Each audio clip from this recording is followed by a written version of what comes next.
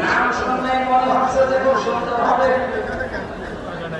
এদের একবার দেখলে একবার দেখতে না পৌঁছাবে।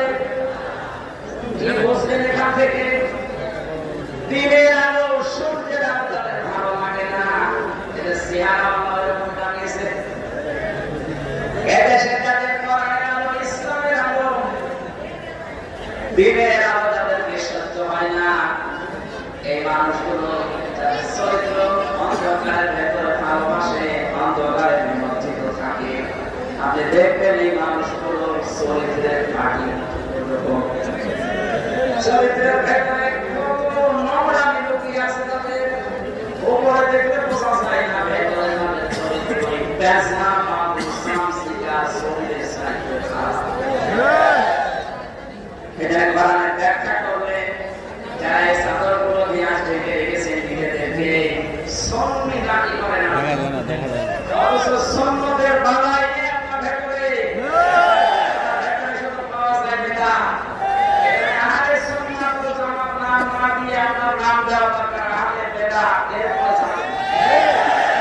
আর এটা ইসলাম ফুলের মাটিতে অনেক বেশি আছে। এটা আলেমদের শহর, ইসলাম ফুল আলেমদের শহর না।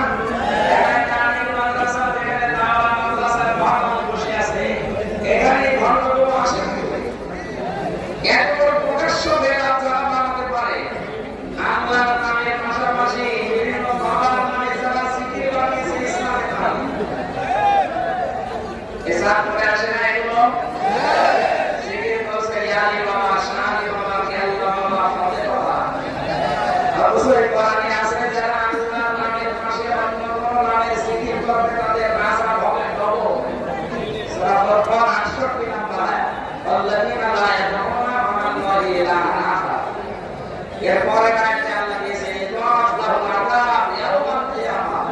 এটা আযাব হবে কিয়ামতের ময়দানে। সুতরাং এরকম কোন ভণ্ড বেদাতি সুন্নতের নাম করে এরকম একটা সিরিজ চালাইছে না, আসলে আপনারা সতর্ক থাকবেন ইনশাআল্লাহ। আমার ভাইরা, কোরআন কারীম উপস্থাপন করার সময় তাহলে আমার মনে কোনো ভয়, ভীতি, দ্বিধা, দ্বন্দ্ব, সংশয়, সন্দেহ, সংকীর্ণতা সব ছেড়ে দিলাম। সামনে এবার আমি